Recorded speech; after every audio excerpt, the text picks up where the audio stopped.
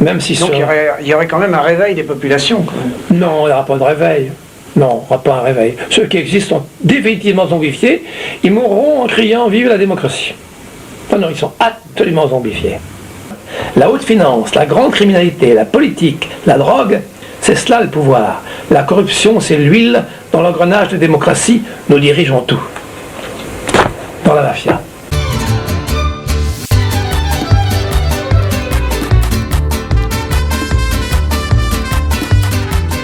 La consommation, pour la consommation, est une valeur en soi. Elle doit croître indéfiniment dans un monde fini.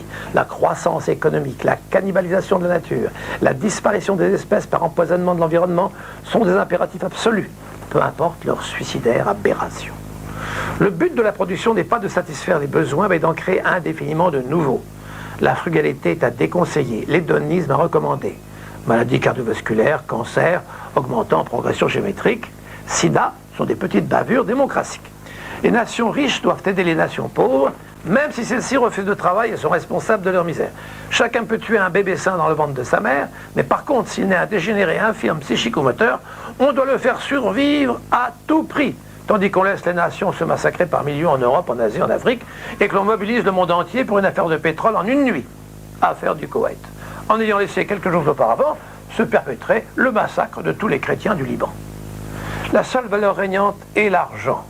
La drogue se répand partout avec la complicité de la haute finance internationale. Canal+ le disait tout à l'heure, je le disais, dans le Nouvel Ordre Mondial, en 1994. Elle exprime la misère biologique et psychique de ceux qui choisissent ce palliatif suicidaire. Si vous êtes un adepte résolu à l'adoration perpétuelle de toute cette folie pseudo-démocratique, vous réussirez dans la vie. Si par exemple vous parvenez à vendre des armes à tout ce qui s'extermine sur la planète, vous serez décoré de la Légion d'honneur, en même temps que quelques putains ou invertis de la pellicule ou quelques débiles chanteurs rock. Dans cette pseudo-démocratie, de très loin le pire de tous les régimes, puisqu'il est le seul à pouvoir parachever la pollution intégrale des hommes et de la planète, les grandes villes américaines sont l'enfer sur Terre. On y assassine, viole, vole, pille, on y pratique chantage et drogue. Rassurez-vous, les goïs français, abrutis, voyez en 97 l'état de nos banlieues où la police ne pénètre plus. Le paradis sera bientôt là comme aux USA. Comment peuvent-ils réagir les zombies de la planète, vêtus de leur blue jean Levi, uniforme de la connerie internationale, de leurs oripeaux zoomorphes? Ne sont-ils plus désormais que l'humus sur lequel germera la renaissance après l'extermination quasi totale de la planète par la finance polluante de Rothschild à Soros, du marxisme exterminateur et de ses socialismes qui ruinent sans appel, du freudisme aboulisant et pornographiant, du nucléaire et de ses déchets non neutralisables et instockables, d'Einstein, d'Oppenheimer et sa bombe atomique, de S.T. Cohen et sa bombe à neutrons. Oui.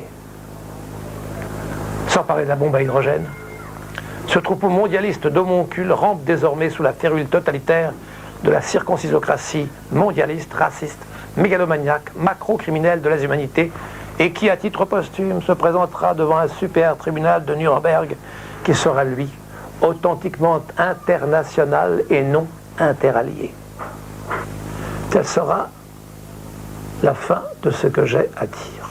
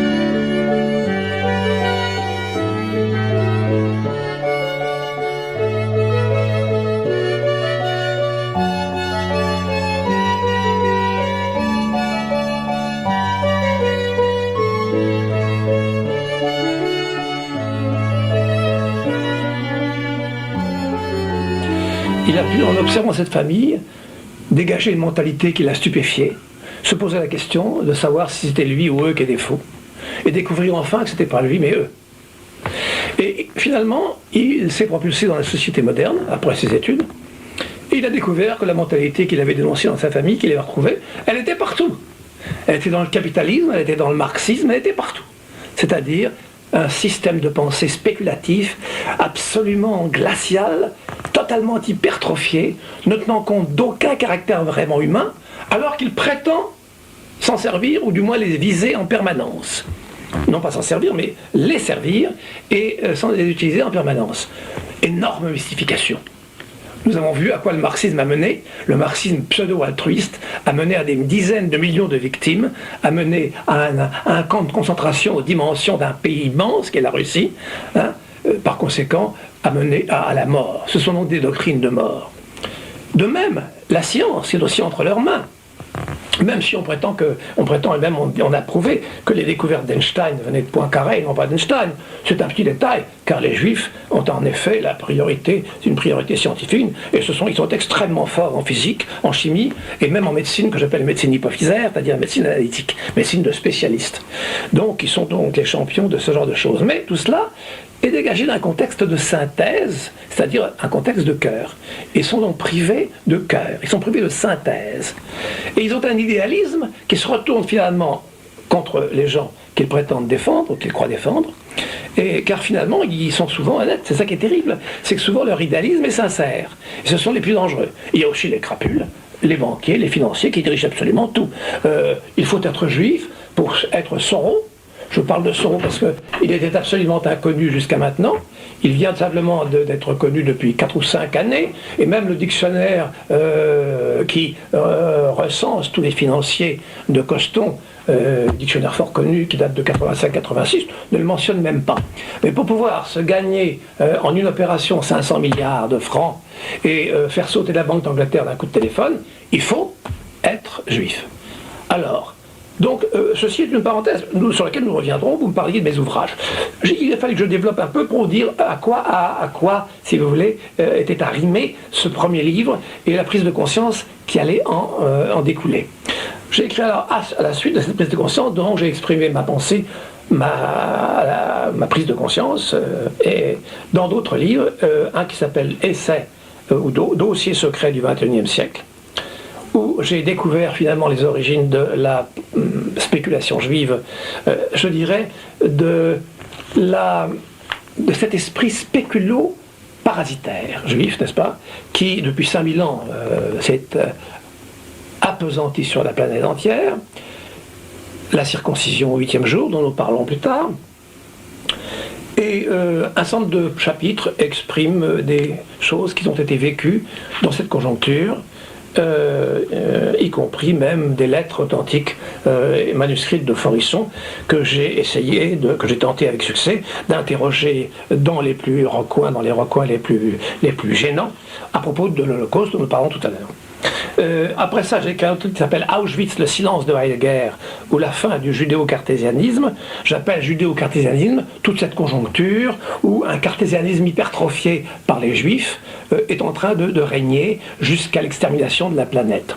Alors, ce livre m'a été inspiré par une émission de télévision où un certain nombre de mes congénères, car je suis juif moi-même, philosophes du genre Bernard-Henri Lévy, je ne sais plus qui encore, une 5 ou 6 dont vous trouverez le nom au début, parlait de Heidegger comme un grand philosophe, mais un grand salaud, qui n'avait rien dit entre 1945 et sa mort à propos de l'Holocauste. Ceci m'a évidemment bouleversé, car je connaissais tous les problèmes de l'Holocauste, ayant suivi avec soin les ouvrages exterminationnistes, rien dit. Enfin, j'ai écrit un livre de médecine naturelle, qui s'appelle La pollution médicale, concrète et abstraite. D'une part, l'allopathie, et l'abstraite, c'est le freudisme, encore une invention de ces malheureux malades, le freudisme, avec ces enfants qui sont des pervers multiformes, etc., etc., le complexe d'Oedipe, toute cette salade imbécile, avec le stade anal et toutes ces histoires qui ne seraient même pas audibles dans un corps de garde et qui ont pris dimension d'officialité et de psychologie. Qu'est-ce que je pourrais dire encore? Bon, ensuite de ça, j'ai écrit Vers la revie, qui lui est un traité synthétique de médecine naturelle. Et puis enfin, un dernier aussi qui s'appelle du calvaire à Auschwitz, la fin de Yeshua, Rothschild et Marx, c'est-à-dire la fin de Jésus, de Rothschild et Marx, dans lequel j'exprime, je fais une critique de tout ce qui me semble critiquable, depuis la Christologie jusqu'à, bien sûr, jusqu'à l'Holocauste, et où j'exprime en substance que retourner à Saint Paul et au Christ pour guérir Rothschild et Marx, c'est simplement vouloir guérir les causes, les effets du moins par les causes. Voilà. Voilà en gros. Maintenant j'ai aussi toute une partie de médecine naturelle, de petits bouquins comme ça, je vous dis quelques titres. Comment la femme moderne vit contre sa nature, le syndrome d'hyperthyroïdie paradoxale, comment comprendre la véritable santé, comment méditer l'athéisme et la réincarnation, comment comprendre le rôle de la génitale interne. La génitale interne, c'est l'épicentre même de la tragédie juive. Comment aider la nature à guérir par les plantes et par les etc. et par les oligo-éléments. Comment guérir naturellement de maladies courantes. Comment comprendre la santé mentale. Quels sont les grands ennemis de la santé, etc. etc. Il y en a une vingtaine comme ça. Ceux-là sont politiquement corrects, du moins à la limite. C'est-à-dire qu'on pourrait les vendre autrement que sous la table, comme je le fais maintenant. En revanche, ces livres-là dont je vous ai parlé ne sont vendables qu'exclusivement à mes congénères, pour lesquels je vais expliquer les réalités et que je vais leur dire d'arrêter leur propre massacre, car en massacrant l'humanité, ils se massacrent eux-mêmes, et comme je leur dis, jamais, à aucun moment de l'histoire de l'humanité, les paramètres de l'antisémitisme n'ont été aussi concentrés qu'en cette fin du XXe siècle. Or, il n'est pas d'exemple où les paramètres de l'antisémitisme concentré n'aient pas débouché sur des pogroms les plus sanglants. Oui, où des innocents ont été des victimes. Et des innocents. Bien remarqué que les innocents peuvent aussi donner naissance à un Marx ou à un Soro. Alors ils sont malheureusement pas si innocents que ça. Mais enfin, en fait, ils le sont, bien sûr. Comme ceux qui ont été dans les camps nazis, ont été en général des gens totalement insignifiants. Les pauvres juifs victimes. Mais attention, ils auraient pu être sauvés, car Hitler a proposé quelques camions en leur échange, et c'est la juiverie anglo-saxonne qui les a refusés. Par conséquent, ceux qui sont morts à Dachau, qu'ils soient 100 000 ou qu'ils soient 6 millions, ils sont morts à cause du seul refus. Est-ce qu'il n'y aurait pas eu un règlement de compte entre les sionistes et les non-sionistes, justement? Peut-être. En tout cas, de toute façon, les anglo-saxons sont responsables du peu ou du beaucoup de morts juifs. À quoi nous attribuons, on peut attribuer objectivement la mentalité juive? Eh bien, vous savez que dans un commentaire de la Torah, il y a écrit que la circoncision est quelque chose qui dépasse l'entendement humain, qu'il ne faut pas chercher à comprendre. Je l'ai lu moi-même dans les commentaires de la Torah, donc je dis ça en toute connaissance de cause. Eh bien, tel n'est plus le cas. Maintenant, on sait. Et on sait, enfin je sais, et quelques personnes savent. Albert Camus savait, je l'avais initié, et le docteur Gauthier qui l'a trouvé bien sûr le savait mieux que moi, quelques philosophes comme Gustave Thibon, etc. le savent. Mais le grand public ignore et les juifs l'ignorent totalement. Leur calvaire, car c'est un calvaire qu'ils vivent. Vous savez, le fait de martyriser, de tuer les autres, c'est aussi un calvaire pour le martyr. C'est une maladie. Vous savez, Nietzsche disait, ce sont les malades qui ont inventé la méchanceté. Par conséquent, ce sont des gens qu'il faut guérir. Et pour guérir les juifs, c'est très simple. Suppression radicale de la circoncision au 8e jour. Donc nous allons rentrer là, en vif du sujet. Vous savez très bien, comme moi, que l'antisémitisme a fleuri partout, à toutes les époques, dans tous les pays, les plus divers, les plus éloignés, époques éloignées, pays éloignés, partout. Que ce soit à l'ère chrétienne, à Alexandrie, à Antioche, en Arabie, en Perse, dans l'Europe du Moyen-Âge, dans l'Europe moderne, partout où ils ont été, il y a eu l'antisémitisme. Bon, n'allons pas me dire qu'à des siècles de distance, dans des pays qui parlent des langues différentes, les antisémites se sont donné le mot pour pratiquer l'antisémitisme. C'est une idiotie. Bon, donc, l'antisémitisme est-il dans l'antisémite ou dans le juif? Je réponds catégoriquement, l'antisémitisme n'est pas dans l'antisémite, il est dans le juif. Spécifiquement dans le juif. C'est ce que dit Lazare dans son livre. Vous avez lu le livre de Lazare dans son livre. Bernard Lazare l'explique. Bernard Lazare l'explique justement, et je l'ai cité d'ailleurs. Donc, il est dans le juif. Voici, je vous donne quelques citations de juifs lucides comme moi, Vous avez Otto Malinger qui a cette phrase sublime: nous sommes à l'époque de la femme et du juif. Bon, on ne va pas développer le sujet de la connerie féminine, ça dépasserait de loin la durée de cette émission, mais il y aurait beaucoup à dire sur, en effet, la malléabilité de la femme à l'égard de toutes les imbécilités, de toutes les idées juives, en particulier le féminisme qui détruit la femme à son épicentre. C'est autre chose. Voici un autre texte qui vient de Wilhelm Marr. Il a été écrit il y a exactement un siècle. Et il dit dans son livre, qui s'appelle Le miroir du judaïsme, dans un siècle, toutes les positions, même les plus élevées, seront entre les mains des juifs. Voilà ce que dit Wilhelm Marr il y a exactement un siècle. Donc, prévision parfaitement réussie. Quant à Simone Weil, la grande Simone Weil, la philosophe juive, les juifs, cette poignée de déracinés, a causé le déracinement de tout le globe terrestre. Voilà ce que dit Simone Weil dans son livre La pesanteur et la glace, sur à quoi elle ajoute: le mensonge du progrès, c'est Israël. Peut-on aller plus loin dans la lucidité à l'égard de la question juive? Il faut donc éclairer le problème. Maintenant que nous savons que l'antisémitisme réside dans le juif, il faut savoir pourquoi. Eh bien, il est bien évident que ce n'est pas l'éducation religieuse juive et la formation intellectualiste juive qui leur donne cette mentalité particulière. C'est pas non plus le fait qu'on les a soi-disant obligés à s'occuper d'argent et à ne pas faire autre chose. C'est pas du tout vrai. C'est pas vrai du tout. C'est faux tout cela. Ça ne tient pas debout. La réalité, d'autant plus que d'ailleurs, la majorité des juifs que j'ai connus dans la haute aristocratie, entre guillemets, juive mondiale, ne se fout complètement du judaïsme et ne connaissent rien du tout aux écritures juives. Et ça, je vous le dis savamment, parce que je le sais, parce que je l'ai vécu. Hein. Mes oncles, mes tantes ne connaissaient absolument rien à la Torah. C'est tout. Et ils allaient aux enterrements, aux cérémonies juives, uniquement pour la frime. C'était tout. Donc, c'est pas ça. Eh bien, il existe chez les juifs une opération que l'on fait au 8e jour de la naissance. Cette opération s'appelle la circoncision. Or, au 8e jour de la naissance, commence, comme l'a démontré le docteur Jean Gauthier, la première puberté. Cette première puberté dure 21 jours. Elle va donc durer 21 jours à partir du 8e jour. Or, c'est au 8e jour que l'on fait cette circoncision. Il en résulte que cette première puberté, qui est un moment capital, va être perturbée. Elle va être perturbée. On peut évidemment, j'ai écrit longuement à ce sujet dans mon livre qui s'appelle Dossier secret et dans mon livre aussi sur Heidegger, mais il faudrait résumer le problème sans rentrer trop dans les détails. J'ai expliqué en gros comment cette opération réagit sur le psychisme et sur le système glandulaire des juifs.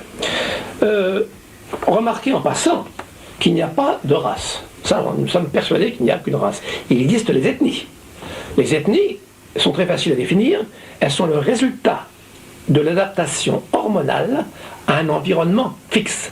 C'est-à-dire que pour être noir, nègre, il faut habiter près de l'équateur ou dans les pays chauds. Et à ce moment-là, l'action du soleil sur le lobe médian de l'hypophyse fera un noir, c'est-à-dire un hypophysaire avec manifestation acromégalique. Si vous allez dans le nord, vous aurez les Esquimaux qui sont une sorte d'hypothyroïdiens, car il y a très peu de soleil, il y a le froid, la thyroïde n'est pas du tout stimulée, comme c'est le cas chez les Pygmées pour d'autres raisons, qui sont également une variété d'hypothyroïdiens. Chez les Juifs, pas du tout, les Juifs prennent les caractéristiques de tous les pays où ils sont. La preuve, c'est qu'un Juif, un grand bonhomme blond aux yeux bleus, Juif de Pologne, n'a rien à voir avec un petit Rabelais brun d'Amérique du Sud, par exemple. Qu'est-ce qu'ils ont en commun ? Certains, ceux qui dirigent le monde en particulier, des facultés spéculatives très grandes et bien souvent ces physiques caricaturaux que l'on trouve chez, je sais pas moi, Raymond Aron ou le professeur Schwarzenberg, ou enfin, vous avez déjà vu leurs têtes qui sont des têtes de malades. On voit très bien que c'est des têtes de malades. Justement, c'est leur mental qui a... C'est leur mental qui fait ça. Nous avons le visage de notre âme. Bien sûr. Alors ils ont donc ces visages de caricaturaux. Pas tous, il y en a qui sont beaux, mais ils sont très rares. Mais la plupart de ceux qui dirigent sont vraiment pas beaux, hein, pas beaux. Il y en a même qui sont hideux, vraiment hideux. J'en ai vu quelques-uns, qui règnent à notre époque, qui sont vraiment horribles. Ils ont vraiment le visage de leur âme. Bien. En particulier les financiers. Hein. Ils ont vraiment un physique sans âme. Ils ont des physiques de carnassiers. Et souvent des traits caricaturaux. C'est le cerveau gauche qui est développé par rapport au cerveau droit. C'est ça, en particulier. En tout cas, le côté hypophysaire, c'est-à-dire analytique. Bien. Et donc... Bon, je résume, parce que vous ferez le lire dans le livre, mais je vais résumer. Voilà qu'est-ce qui se passe. Ce qui se passe, c'est que lorsque l'on fait cette opération, eh bien, à ce moment-là, on libère des hormones qui sont dans la glande génitale interne, qui est la glande de l'humain, qui est la glande qui dirige en quelque sorte volontairement tout. Volontairement, pas automatiquement. Automatiquement, c'est paraît-il l'hypophyse, dit-on. Mais c'est donc l'organe de la volonté. Bien. Elle va donc être hypotrophiée à ce jour-là. Elle va être hypotrophiée. Je résume, il faut regarder dans les yeux. Elle va être hypotrophiée et en même temps, elle va dégager considérablement les autres organismes, elles qui ne vont plus être freinées. Parce que le rôle, justement, de la génitale interne, c'est de faire une orchestration équilibrée dans tout le système hormonal. Elle ne va pas pouvoir le faire. Donc, l'hypophyse et la thyroïde, même la surrénale, mais surtout l'hypophyse et la thyroïde, vont se trouver débridées. Elles vont donc être débridées 7, 8 ou 10 fois plus que chez les autres humains. Et qu'est-ce qui va se passer? La glande génitale interne, qui est atrophiée chez les fous, va être hypotrophiée chez les juifs. C'est-à-dire qu'ils vont avoir seulement assez d'interstitiels pour diriger les spéculations que vont leur dicter leur hypophyse et leur thyroïde. D'où une sorte de véritable maladie. Ils ne peuvent pas s'arrêter. Et ça, tout le monde sait. C'est-à-dire que l'affectif est diminué alors. C'est-à-dire l'affectif est altéré. Non, ce qui est arrêté, c'est le potentiel de diriger leurs spéculations, de les limiter ou de leur donner un caractère de synthèse. Autrement dit, ils font des équations, Hiroshima, ils font des équations, Karl Marx, ils font des équations, mythomaniaques, Freud, voyez-vous. Ils ne savent pas prendre en considération une imagination débridée qui fonctionne sur un point fixe et puis qui dit n'importe quoi. Et on arrive à ces monstruosités que sont le capitalisme financier, le marxisme et le freudisme. Bien. Alors, donc, perturbation. Alors donc, les hormones vont se fixer sur la génitale interne, sur la génitale reproductrice, contre glande, ce qui va faire des juifs des baiseurs, des gens qui sont des hommes à femmes. Hein. Ça fera des hypophysaires, comme les scientifiques, ça fera des thyroïdiens, comme beaucoup d'acteurs, prédominants thyroïdiens, comme les acteurs, certains artistes au niveau très banal, car il n'y a pas de grands artistes juifs, il n'y a pas de Chopin, il n'y a pas de Beethoven, il n'y a pas de Bach juif, parce que justement, ces gens-là sont des gens qui ont une puissance interstitielle, ils ne l'ont pas. Par contre, au niveau de l'artistaillerie, ils pullulent. Comme il pullule au niveau de la finance, de la médecine hypophysaire, de la chimie, de la physique. Bien. Mais tout ça se retourne contre l'homme. Bien, alors, tout cela est objectif et ne doit pas être pris dans le sens antisémite. Remarquez en passant que le mot antisémite ne veut rien dire. Car les juifs ne sont pas sémites du tout, parce que je vous explique qu'ils sont partout dans le monde. Les arabes, les musulmans sont les sémites. On n'est pas antisémites, pas du tout. On est anti-juif dans la mesure où il faut rectifier le tir de gens qui pensent d'une manière qui est suicidaire au niveau planétaire. Bien. Donc, ne pas confondre, le terme antisémite n'a vraiment aucun sens. D'autre part, pour qu'il n'y ait pas d'ambiguïté antisémite, je vais dire ceci en leur faveur. Oui. Alors, par-delà la réalité pénible que nous vivons, je vais essayer de m'élever au niveau métaphysique, c'est-à-dire, j'allais presque dire, en toute modestie, au niveau du bon Dieu. Vous savez que l'humanité, comme tout le reste d'ailleurs, tout vit par cycle. Or, nous vivons, le monde entier actuellement est en train de vivre un cycle qui s'appelle l'âge des ténèbres. Le Kali Yuga, dit-on, en langage traditionnel.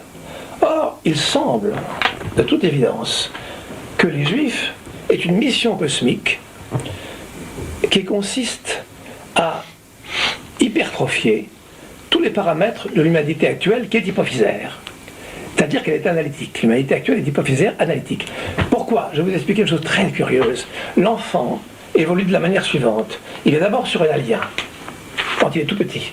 Et on le sait parce qu'il peut laisser son bras en l'air comme ça, pendant 3/4 d'heure, ce que vous ne pourrez jamais faire. Et il le fait justement à l'instigation des hormones surrénaliennes. Ensuite, il devient thyroïdien, arrive une puberté. À ce moment-là, il babille. Il fait des mots. Il apprend à parler. Il crée des néologismes, il apprend à parler, il bavarde. Après, à l'âge scolaire, il devient hypophysaire, analytique. Et à 18 ans, il est en possession de son interstitiel, de sa volonté. C'est-à-dire qu'il arrive, en fonction de sa nature, de l'éducation qu'il a reçue, il est en maximum en possession de son libre arbitre. Or, c'est curieux, parce que l'humanité primitive était surrénalienne, la grosse brute des cavernes. L'homme du Cro-Magnon, qui a fait ses dessins magnifiques de Lascaux, était thyroïdien. Et l'humanité actuelle est nettement analytique et hypophysaire, analytique. Donc si on comparait l'évolution de l'être à l'évolution de l'humanité, on s'apercevrait que l'humanité est à la fin de son stade hypophysaire. Autrement dit, l'humanité va bientôt avoir ses 18 ans. C'est-à-dire qu'elle va être interstitielle. Elle va rentrer dans l'ère des valeurs morales complètes. Elle va rentrer dans ce que les astrologues appellent l'ère du Verseau et qui appelle toutes ces valeurs. Donc les Juifs auraient une mission satanique contre leur volonté, avec l'imposition de ne pas connaître le drame de la circoncision, au besoin même de le nier, pour pouvoir aller au bout de leur course satanique. C'est-à-dire, satanique, je ne donne pas un terme péjoratif au mot satanique, je oppose le terme satanique, analytique, hypertrophié, n'est-ce pas, par opposition à l'angélisme qui serait la synthèse parfaite. Bon. Ils sont obligés donc d'aller au bout de cet horrible chemin analytique et de l'imposer à l'humanité tout entière, qui malheureusement le gobe absolument d'une manière sans aucune résistance, n'est-ce pas? Voilà comment on peut voir d'un point de vue métaphysique la question juive. C'est-à-dire que ce sont des innocents, malheureux, qui subissent les répercussions de l'opération malencontreuse, mais qui ont une mentalité absolument fixée, qui font d'eux des grands financiers. Je parle de ceux qui mènent le monde. Il y a aussi des chefs juifs qui... Comme je disais il n'y a pas longtemps, Israël, virgule, le seul pays où il n'y a pas de juifs. Parce que c'est pas là que vont les juifs qui dirigent le monde. Ceux qui dirigent le monde, ils se servent d'Israël dans les gouvernements et des États-Unis. Mais ils vont pas en Israël. Ils payent quelqu'un pour y aller, comme on dit. Hein. Mais... les Juifs, c'est pas donc qui dirigent le monde, ont cette mentalité à cause de cette circoncision et ils ne peuvent pas y échapper. Hein. Ils ne peuvent pas y échapper, c'est pas possible. Et vous pouvez toujours leur écrire, leur envoyer une lettre pour leur demander de participer à une véritable bonne œuvre, ils ne vous répondront jamais. Parce que ce qui les intéresse, c'est de gagner 5 milliards par un coup de téléphone. N'est-ce pas? C'est ça qui les intéresse. Bien. Je schématise légèrement, j'exagère à peine, parce que je fais allusion à Soro, dont je vous ai parlé tout à l'heure. Bien. Donc, cette circoncision, par conséquent, est donc la clé.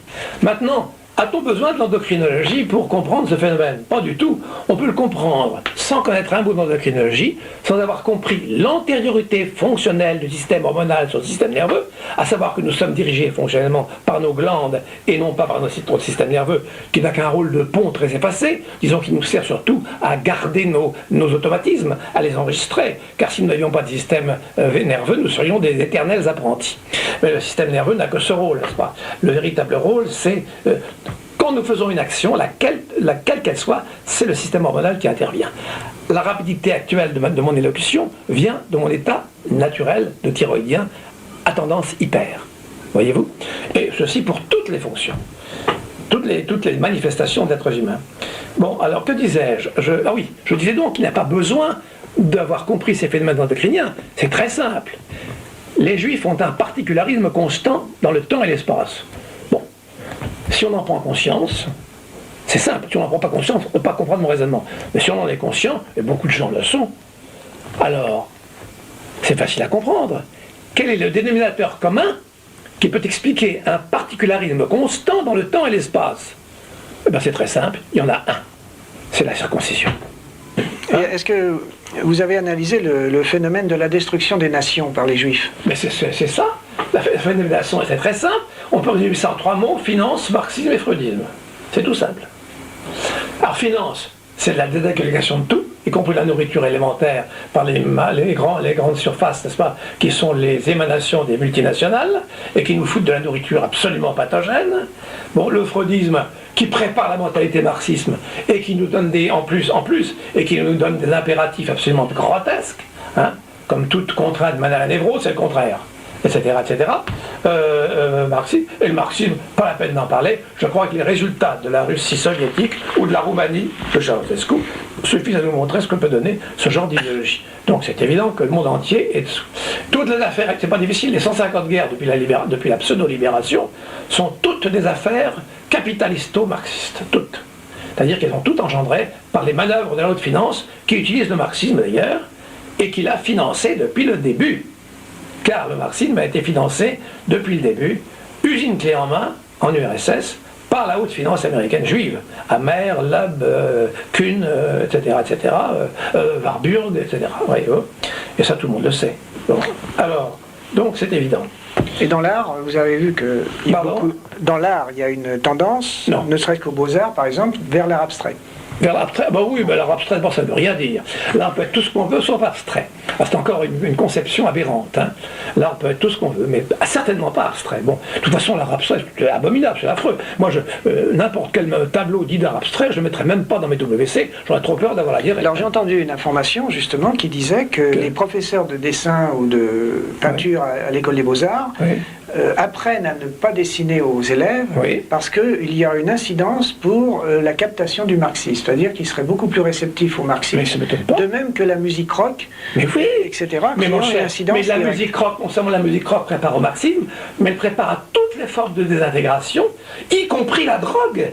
Là, si vous voulez, on parlera, si vous voulez, plus tard, de ce que j'appelle les musiques qui tuent, dont je traite dans ce livre d'ailleurs, les musiques qui tuent, qui sont évidemment l'antichambre de la drogue. Incontestablement. De Johnny Hallyday à Michael Jackson, c'est l'antichambre de la drogue. Et quand vous pensez que ces gens-là, qui est un imbécile, Johnny Hallyday c'est vraiment un crétin, on lui fout la Légion d'honneur, c'était extraordinaire. On met aussi Malraux au Panthéon. Malraux que j'ai connu personnellement, il était cocaïnomane. Il était l'ami d'une grande amie de ma mère et de ma tante, qui s'appelait Josette Lotis, dont il a eu 2 enfants. J'ai connu personnellement, parce que j'ai été élevé par Paul Cabanis, qui était député du Loiret. Et Malraux et Josette Lotis étaient des intimes. Et moi j'ai porté dans mon livre tous les documents de Malraux, j'avais 16 ans, en 1939. J'ai emmené tous les documents de Malraux chez Raymond Rétoré, qui était député d'Angoulême, par des routes spéciales qui étaient réservées aux politiciens qui prenaient ces routes-là. Et donc Malraux était intime. C'était un cocaïnomane de la plus grande envergure, n'est-ce pas ? Et ça a été aussi un voleur. Il a volé en Indochine des fresques, je crois, et il a même été inculpé, même condamné à la prison pour ça. Il a été donc un bolchevique. Il a été un bolchevique pur, parce qu'il s'est battu en Espagne pour les bolcheviques, bien sûr. Par conséquent, c'était vraiment le gars à mettre au Panthéon. Qui les met au Panthéon ? Un enjuivé, un zombie enjuivé, président de la République. Mais curieusement, un monsieur Mitterrand ne l'aurait pas fait. Aussi gauchiste qu'il se prétendait être. Je crois que Mitterrand était plus un homme de droite que de gauche. Il a joué le jeu. J'allais vous le dire. Je n'osais pas vous le dire. Mitterrand était dans le fond du même un homme de droite, mais qui s'est déculotté parce qu'il n'y a pas d'autres moyens pour réussir socialement. Il a été jusqu'à s'entourer de juifs, car il n'y avait que des juifs autour de lui. Que ce soit sa femme, que ce soit son conseiller Attali, etc., etc. Roger Hanin, en parlons pour ce crétin, tout ça. Bon, par conséquent, il est évident que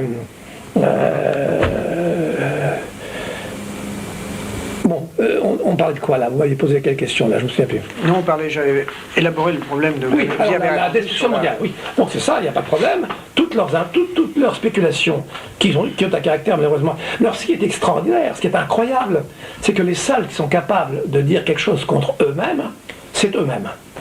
Et je vais citer 2 choses fantastiques. L'autre jour, Soros, en pleine télévision, a dit, après avoir raconté comment il avait fait sauter la Banque d'Angleterre et comment il avait gagné 500 milliards en une seule opération, a dit « Un régime politique qui peut supporter des gens comme moi, il y a quelque chose qui tourne pas rond. » Vous savez que si vous aviez dit ça, vous auriez été en prison. Si vous aviez dit les Juifs, vous auriez mais vous alliez en prison. Et Brzezinski, autre juif très important des États-Unis, qui a dit « La démocratie n'est plus possible. » Si Chirac disait ça, vous voyez un petit peu le scandale. Hein? Non, mais c'est une démocratie sournoise. Oui, pas une démocratie du tout. Elle n'est pas sournoise. C'est tout ce qu'on veut. C'est une juliocratie, pas une démocratie. Il n'y a pas de doute. C'est une démocratie. Dans la mesure où on rend tout le monde crétin et malade, c'est une démocratie. Ça, oui. Donc, la mentalité juive, c'est ça. La circoncision au 8e jour, facile à comprendre, si on a compris que c'est le seul dénominateur commun pour expliquer un particularisme absolument constant dans le temps et dans l'espace. Mais est-ce que vous pensez qu'actuellement, on rentre dans l'ère du Verseau, il y a quand même des énergies nouvelles qui apparaissent? Il y en a. Et est-ce que vous avez quand même une note optimiste concernant les prochaines années qui vont venir? Non, écoutez, non. Alors je vais vous dire, en ce qui concerne une résurgence d'une humanité nouvelle, pas de problème. En ce qui concerne l'avenir de cette humanité dans laquelle nous nous trouvons, soumis à tous ces comment dirais-je, tous ces impératifs juifs, entre guillemets, alors là je n'ai aucun espoir, c'est la destruction totale. Nous allons vers une destruction totale, c'est sûr. La chaos, l'anarchie sanglante, la guerre civile, on ne peut pas échapper à ça, rien à faire. Il n'y a pas de miracle possible. Oui, mais après cette guerre civile... après, autre chose. Après, il y aura tout. Vous savez, il n'y a jamais de chute définitive, il y a une chute puis une remontée. Mais ce que nous, vous et moi, allons vivre dans les années qui suivent, ça ne va pas être rigolo. Ça, je peux vous l'affirmer. Ça va pas être rigolo. Et les Juifs risquent des pogroms épouvantables. Épouvantables. Même si donc il y aurait quand même un réveil des populations. Quoi. Non, il n'y aura pas de réveil. Non, il n'y aura pas un réveil. Ceux qui existent sont définitivement zombifiés. Ils mourront en criant « Vive la démocratie ». Non, non, ils sont absolument zombifiés. Il n'y a pas d'espoir. Écoutez, regardez donc dans le milieu de la télévision. Moi, je vous dis, j'ai des professeurs, je regarde dans le milieu de l'enseignement, mais c'est incroyable. Je me demande s'il y a une confrérie où il y a un maximum de cons au mètre carré supérieur à celui de l'enseignement. Ils sont tous des gauchistes. Tous des gauchistes. Il n'y en a pas un qui a une décenne. Pas un. Pas un qui penserait, par exemple, qu'une mère, ça va rester à la maison à s'occuper de ses enfants, de son mari, de sa maison. Alors que c'est un concept que toutes les civilisations ont compris. Nous, pas du tout. Les gauchistes n'ont pas compris ça. Il faut que la femme travaille. Ce qui est parfaitement idiot. Hein, vous savez que le professeur Le Riche a démontré par une statistique que tous les enfants passant devant les tribunaux étaient issus de couples parentaux dissociés, soit par le divorce, soit par le travail de la mère à l'extérieur du foyer. C'est sans bavure. C'est évident. On n'a même pas besoin de cette démonstration statistique pour comprendre. Moi, j'en ai pas besoin, en tout cas. Oui, du reste, c'est pour ça qu'en Suède, ils sont revenus justement aux traditions. Ah ben, ils ont raison. Les femmes travaillent beaucoup moins. Ils ont bien raison. La femme... Alors, sauf les femmes qui ont été tordues psychiquement, car beaucoup de femmes ont été tellement tordues qu'elles veulent travailler, mais il faudrait au moins qu'on laisse revenir à la maison ceux qui en ont l'aspiration intérieure et qui ne sont pas totalement dégénérés. C'est ça qu'il faudrait faire. Voilà.